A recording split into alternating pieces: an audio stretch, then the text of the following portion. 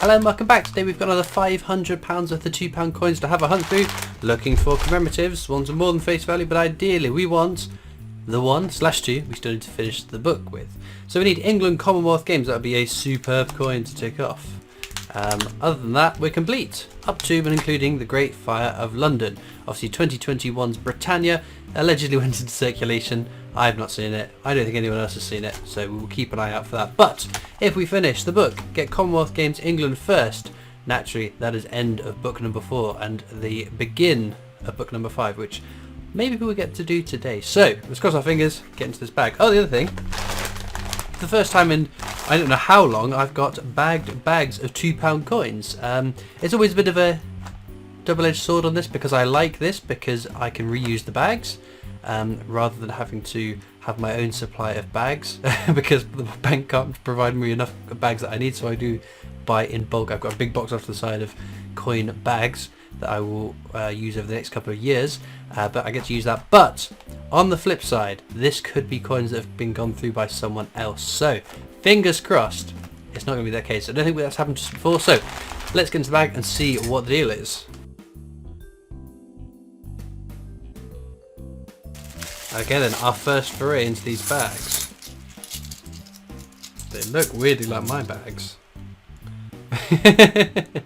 That's technology we don't need, they go straight to the bank. That's our first commemorative. It is the Gunpowder Plot.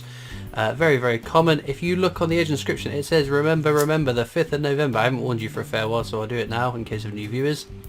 You can see it can sometimes in the right angle look like a P, but it is definitely an R. There is a kicker there. Sometimes it's weakly struck, sometimes the grooves, the reeded edge hides the kicker of the R, so don't pay over the odds for one that claims to be per member. It is quite common to find ones that look like they say per member, so don't do yourself out of money for that. We have got what am I on about? VE Day anniversary at St Paul's Cathedral there. Very common coin. We've got counters tracking that, along with a couple of other coins, common coins and scarce coins. That's going to be something. Charles Dickens. There we go. Superb stuff. Another fairly common ones. All the common ones go on the top row as ever. Uncommon ones go down on the bottom row. Anything over face value, that is. And naturally, anything with more than face value, I will put an annotation as to the value. The values I get from looking on eBay at sold auctions. Ones that have actually sold for those prices rather than just been listed. Another VE Day anniversary. There we go. I'm really hoping these aren't my offshoots, because naturally, to avoid this situation arising, I have two different banks I pay into. One I pay into or one I take out of. So, in theory, limiting our chances of getting the same coins twice. Because if you use one branch of one bank to take out and pay in, you might just get the same coins back again. Oh, there we go. Wireless transmission there. Another fairly common coin. Oh dear. It's okay. I have faith. I have faith. We've had bags plenty of times with 50p's.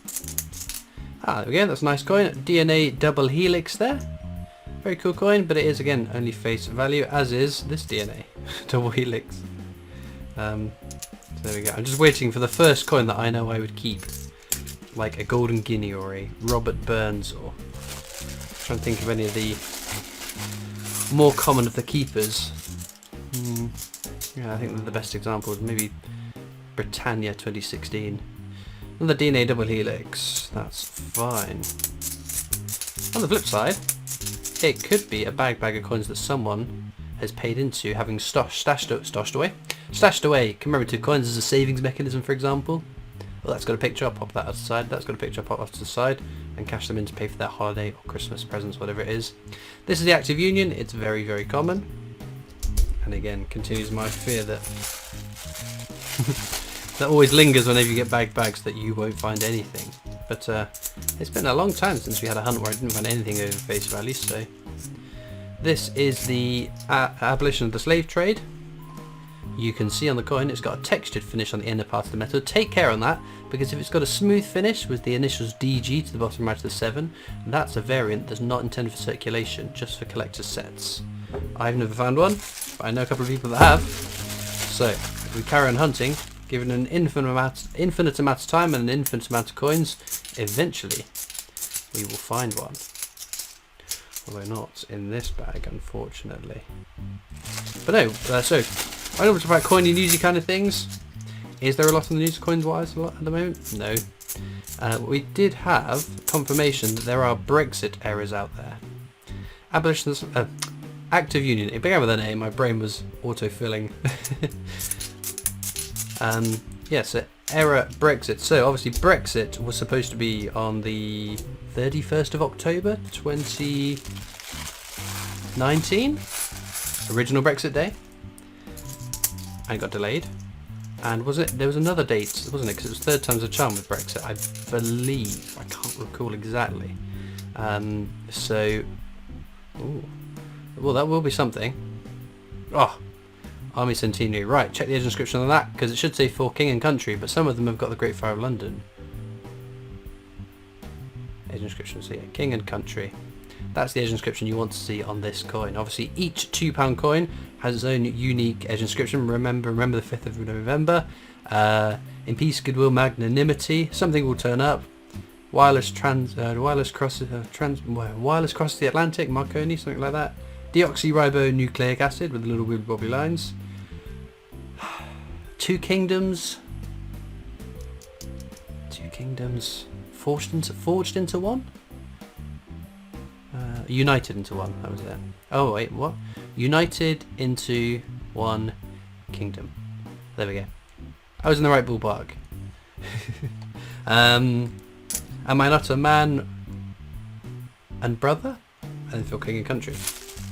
The common ones I can tell you, or tell you closely what they should be. The uncommon ones I might struggle with. So, another VE Day anniversary. It's got a bit of a stickeriness on it. Okay, well I don't immediately recognise that, and I'm sure I would recognise it if these were coins I'd had. I've got it in my head that these are bags that I've handled, but obviously, how many coin bags must there be kicking about? Maybe I need to start monogramming my coin bags. Anyway, Brunel's Achievements, The Archers at Paddington Station. 2 coin set, Brunel's Achievements and The Archers. What's going on with that? And that's fine, I must have just caught it in the light funny. I thought there might be a fake coin. Wait, because you do come across some fake £2 coins. So yeah, Brexit. Check the dates on the front of it. Check the dates on the obverse of it to make sure you haven't got an error. Now, mercifully, Charles Dickens again. Mercifully, for a long time, I've been checking my Brexits for that exact same reason, because obviously they were struck and then melted down to go back into to be put back to raw material to be minted as coins again, as the raw mint does. Florence Nightingale again there? No, not again there, but we haven't had it today. But there's another one for the counter. So like with the old round pounds, the Royal Mint took those back, melted them back down, and turned them into more coins. So my theory was, what if some of those Brexits managed to get out of the mint? What if accidentally the wrong die got put into the machine? So I have been checking my Brexits, similar to the fact I've been checking age inscriptions and all my commemoratives, and lo and behold, arises another one. Ah, there we go. One I wouldn't keep. Britannia. Okay, so Britannia replaced Technologies, this design, as the definitive, so the non-commemorative coin for the year. In 2015 it became the new definitive, with only 650,000 minted, so very low mintage, desirable coin. In 2016, was it just north of 3 million were minted, so still a desirable coin, and then nothing until 2021. So, let's have a look what year we've got. 2016, the more common of the 2 years that we know the mintage is for. So, that is our first Keeper of the Hunts. Again, lots of people asking me, what do I do with the coins after I've hunted through them? That's VE Day anniversary.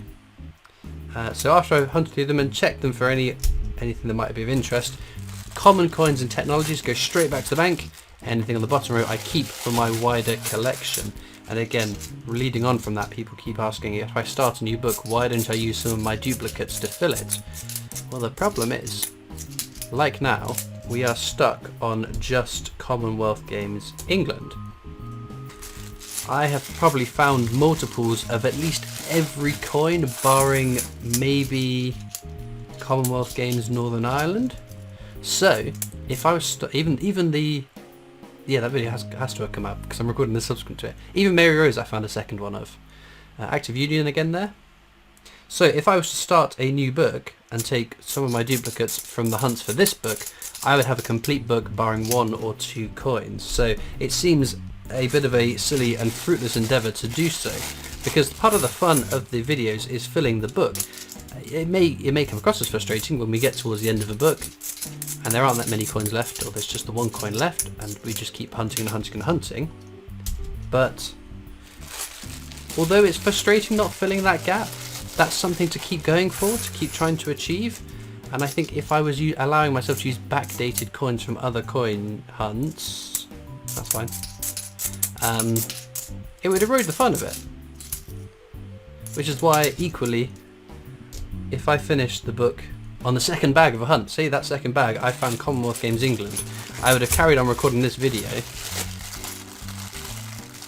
and still not put any of those duplicates into the next book, because again, it sort of erodes the fun, I think, of starting afresh, finding the new coins, filling the gaps. If I'm starting episode 1 with a half-filled book because there are a lot of commemoratives that would fill gaps there, it feels like it's the end of the chapter but you've carried it over. So clean break, start again. Right, check for rotations. I haven't explained the rotations. If you hold a coin like this, £2 at the top, date at the bottom, rotate it like that, that's the way the queen should be facing. Now if it faces the other way, or a weird angle, that is a rotation error, which is always quite interesting. Now naturally, when the monarch changes, historically the monarch has always changed the angle that they're looking at, with the exception of King Edward VIII, who was wanted to have his better side shown on coins and broke from that tradition, but none of his coins got minted anyway, so not a problem. Equally, the queen, the monarch I should say, is always facing the opposite way on stamps as well. It's the way that they are looking on coins. So my prediction, when we get a new monarch and the king on the coin is looking the other way, we're going to get lots of spurious eBay posts, lots of spurious news reports about rare errors where the king is facing the wrong way, when in fact it's just a case we haven't got used to that, and that is the new way. Much like there's lots of fake news about the edge inscriptions being the wrong way around, which is impossible because there isn't the right way around, because they get minted on the coin in the way that they fall into the hopper.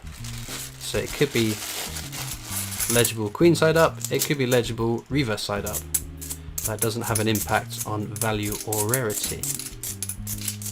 Although I guess statistically, is one-sided coin going to be slightly heavier? No, it wouldn't be, would it at all? Because it's just a blank coin with nothing on either side, so I don't even think statistically it would fall to one bias or another. But no, I guess if you are specifically collecting coins with the wording of one way around, that's fair enough. But yes, don't pay over the odds just because the lettering is the wrong way around, because it's not an error. It's not, I can't even say it's not an error, it's an anomaly, it's just the way that the coins are made. Similar to, are we going to get one in this bag? That's why, oh yeah, that's why I flipped around. I want to see the Queen's portraits. Queen's portrait, Queen's portrait, Queen's portrait. We need an early one. A nice early coin, which we're not getting. Ah, that was the last bag as well. Oh dear, I've made a very bad end to the video. The same way that, in fact there's one right on top of the pile here. In this design, the Queen's wearing a necklace. So it's the 1997 design up to 1998. Portrait changed from, this is, I should know this. This is the third portrait by Raphael Maclouf, I think. And it changed to Ian Rank Broadley's fourth portrait the next year, 1998. And then obviously changed to Jodie Clark's fifth portrait, which you have on the coin now, in 2015. Yes. I'm very bad at remembering dates, so I was making sure of that. So, we've hunted through all the coins now. For those that have watched this far in the video, you might be interested to know I have a Discord server. Links in the description to come and join that. I'm also on Facebook, Instagram, Twitter, TikTok. There's the PO box you can write into. And I'm on the Britannia Coin Company's YouTube channel as well, so go check that out as well. I'm going to check for these rotation errors and edge inscriptions on the commemoratives, rotations on the definitives as well. I have a couple of things to show you that I found hunting through it. Now, I must admit, flipping through the coins as quick as I do, didn't notice this. In fact, it doesn't look too bad. But I did notice it when I was flipping through them for the rotation errors. When I rotate it, that jumped at me. I thought, oh, that looks dodgy. That doesn't look right. Look at that. It's lost a lot of the design. The coloration seems a little bit off, especially the way that the light hits it. I haven't actually checked the edge inscription. Edge inscription looks fine to me, but I definitely think this is a fake coin. Unbelievable. Well, again, it's the detailing on the cog really jumps out to me now. I look at it with a bit more detail. So yeah, fake coin. Right, second thing I found is this one. Which again, I immediately saw the technology's face of this and thought, this does not look right. And I rotated it, as I do. I thought, oh, the queen is looking the wrong way. She's looking up. But then you look at the detail that's missing on the coin. This is another definite fake. And again, the way that the light hits the inner part of this coin just makes it look wrong. So, our fake coins outstrip our star finds. So we're going to have to, they obviously sound weird when you clink them together. We're going to have to include them in our star finds because 2016 Britannia is the best we're going to get. But we got 2 fake coins. Fake coins, a lot of people ask me what will I do what will I do with it. I will keep it in my collection because they're interesting little oddities. As long as I don't find hundreds of pounds of them, I don't mind. So let me know if you've come across any fake coins recently, and all that leads me to do is thank you so much for watching. I hope you've enjoyed, and I'll see you next time for more coins. Bye.